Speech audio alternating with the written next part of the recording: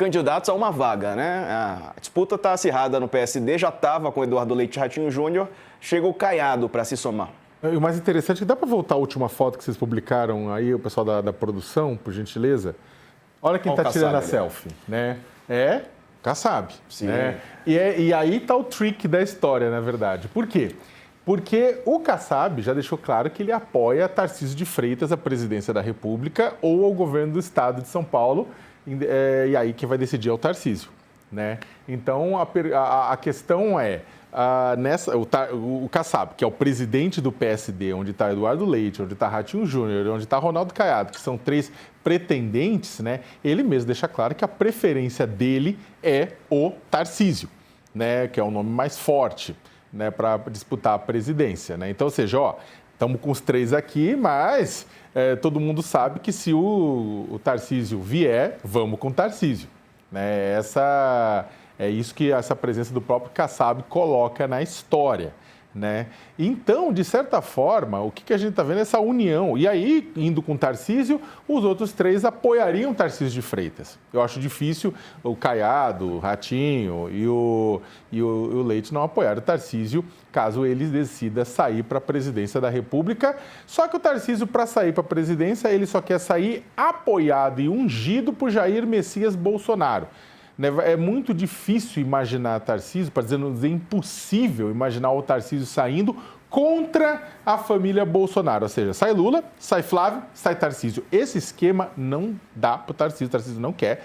E aí ele vai disputar, nesse caso, que se Flávio se firma e fala, vou eu, Tarcísio disputa a reeleição e num comensalismo. Assim, o bolsonarismo raiz ajuda o Tarcísio a se reeleger em São Paulo e Tarcísio garante um palanque no mais populoso estado da União. Né? Agora, se Flávio sair efetivamente, Tarcísio sair para a disputa, aí um desses 3 que você está vendo na tela pode sair pelo PSD, sim. Né? Ratinho Júnior está deixando claro que se for Flávio ele vai querer sair, aí o Ronaldo Caiado também vai querer sair, né? O Eduardo Leite é provável, mas ainda vamos ver, né? Que, tipo, na Bolsa de Apostas ele está bem atrás dos outros 2, mas aí você pode ter essa composição de chapa, né? Combinações, tem três possíveis combinações de 2. Né? Agora, e isso se o Flávio Bolsonaro sair. Por quê? Porque parte do Centrão não acredita muito na viabilidade do Flávio, dada a alta rejeição dos membros da família Bolsonaro. Só que primeiro turno não é rejeição, primeiro turno é saber quem tem estofo, quem tem votação para poder ser empurrado para o segundo. O Lula tem, o Lula é o candidato da esquerda, é o incumbente, ele vai para o segundo turno. O Flávio, ele tem a votação do bolsonarismo raiz que está junto com o sobrenome. Então, esse terceiro nome, caso saia, vai ter que disputar voto a voto com a direita, tentando tirar o Flávio do segundo turno. E aí, isso é o interessante. Como é que eles vão tirar o Flávio? Quem bate mais no Lula, desculpa, aí o bolsonarismo raiz é quase que ao concurso. Pelo lado mais sensato, olha, essa é a direita que não vai bater numa sociedade polarizada como a nossa, e isso pode atrair voto, seu diferencial no segundo turno. No primeiro turno, são os polos. Então, é uma foto de união dentro do PSD, né? Mas não é uma foto que necessariamente vai trazer o próximo presidente da República, né? Exatamente por conta dessa pedreira que essa, entre aspas, terceira via tem.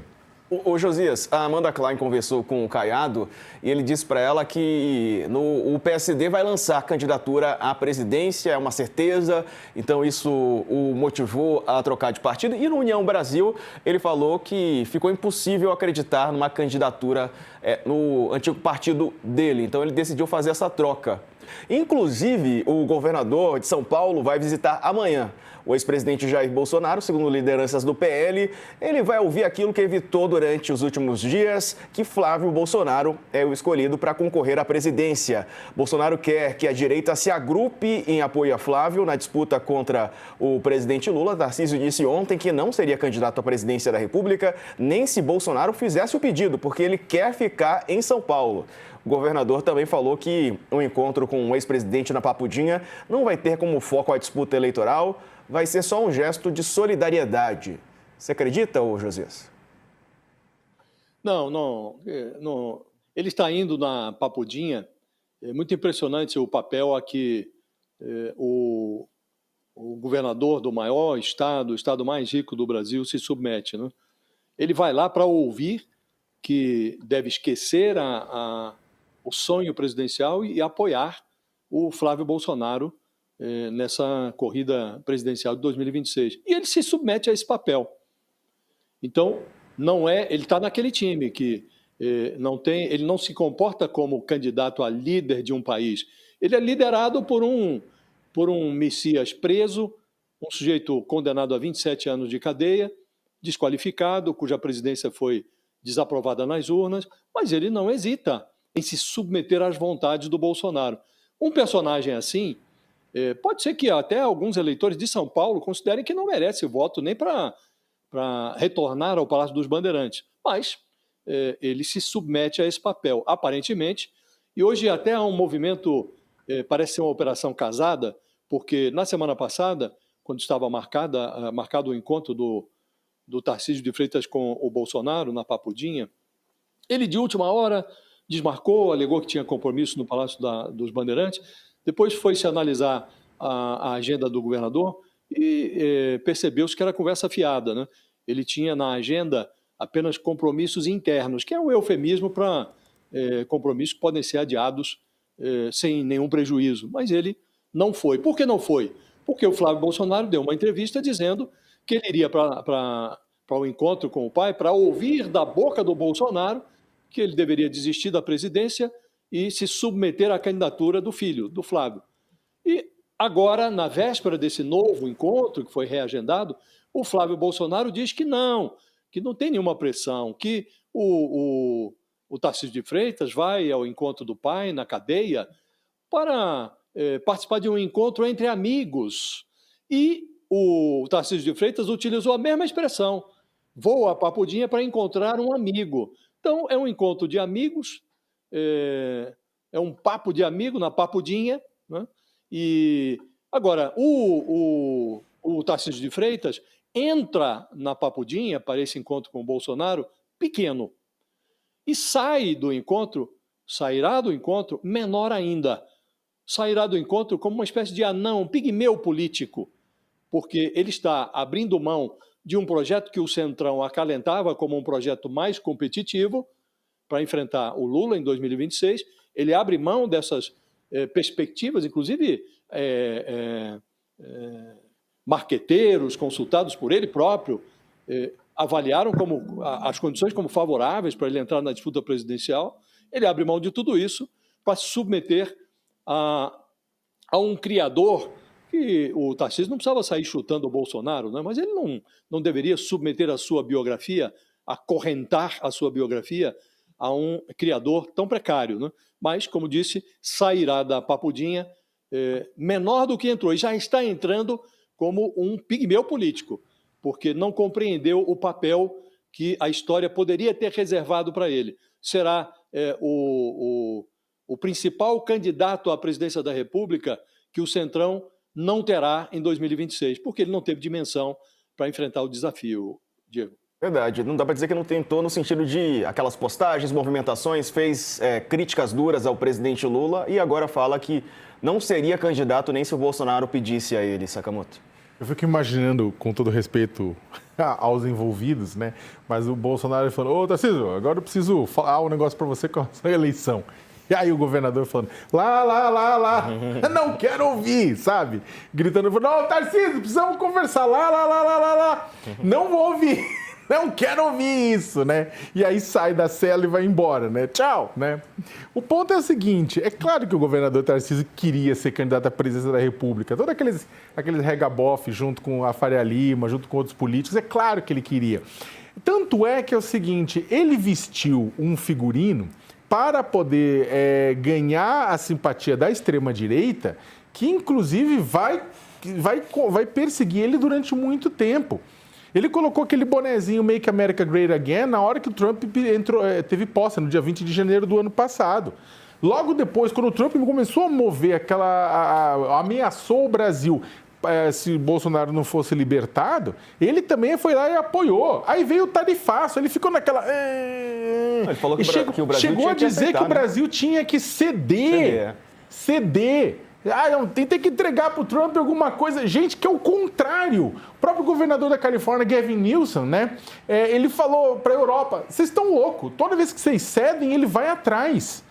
Ele vai atrás e quer mais, e quer mais, e quer mais. É um tubarão.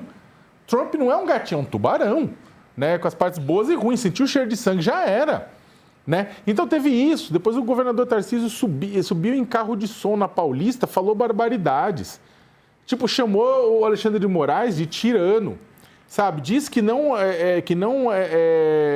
que basicamente deixou claro que não confia em decisão judicial. Ele que é governador do estado de São Paulo, né? Então, tudo isso gerou um pacote que, para ele, vai carregar por muito tempo na hora que ele tentar se mostrar como moderado. Por quê? Porque isso não é o comportamento de um político moderado. Ele quis fazer isso para conseguir o quê? Para conseguir a moral, para conseguir apoio dentro do bolsonarismo raiz e da própria família. Saldo da história, não adiantou nada, pelo menos até agora. Eu digo só pelo menos até agora, porque o roteirista desta grande pornochanchada chamada Brasil, esse roteirista invisível, ele é muito louco. Ele pode fazer coisas que Deus duvida. Então, até 4 de abril, que é a data de desincompatibilização de quem está em cargo público para poder concorrer a outro, tudo pode acontecer. Mas hoje a tendência é que Tarcísio fique em São Paulo, ele vai dizer, eu não queria mesmo essa frase, é o equivalente. Fala, não, eu não queria a mesma presidência, eu queria São Paulo. Na verdade, não.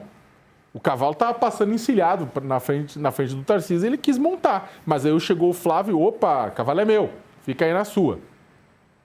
A própria movimentação do Tarcísio e da Michele Bolsonaro para tentar fazer com que Bolsonaro saísse da carceragem da Polícia Federal, dos 15 metros quadrados da carceragem lá no DF, e movido para os 65 metros quadrados lá da Papudinha, também tinha como objetivo de se mostrar útil ao capitão, se mostrar útil a Jair Bolsonaro. E ele está junto com Michele. Michele tem um sonho também presidencial, totalmente justo, né? Ou de vice na chapa, eventualmente, o que é defendido, inclusive, por alguns nomes do Centrão, né? Devido à entrada da Michele junto a grupos religiosos, coisa que o Flávio está tendo que se esforçar agora, se batizando no Rio Jordão, seguindo os passos do pai, né? Tentando gerar imagens para a campanha. Então, no final das contas, o Diego, o governador está assim, eu concordo também com o Josias, né? Voto com o relator, porque é o seguinte, um governador de São Paulo tem por natureza, ele é por natureza candidato, né, à presidência da República, dado o tamanho economicamente e demograficamente do Estado. Só que ele quis se atrelar ao Bolsonaro. Por quê? Porque ele percebe também que ele ainda não tem luz própria. O Sol, as estrelas têm luz própria, os planetas refletem a luz. No caso do Tarcísio, ele sabe que não tem votação sozinho para poder entrar num segundo turno quando você tem a família Bolsonaro, o clã Bolsonaro com voto próprio, né? Então ele depende dessa votação do Bolsonaro, então acabou se sujeitando a isso, o que é uma pena, né? Não que é uma pena, pelo Tarcísio, não, mas é uma pena porque você acaba, na verdade, vendo figuras públicas, e aí não é só apenas ele, mas outras figuras públicas, né? Emulando coisas, reforçando discursos que não deveriam ser reforçados. Esses discursos de ataque a instituições democráticas deveriam ter sido enterrados com a condenação dos golpistas.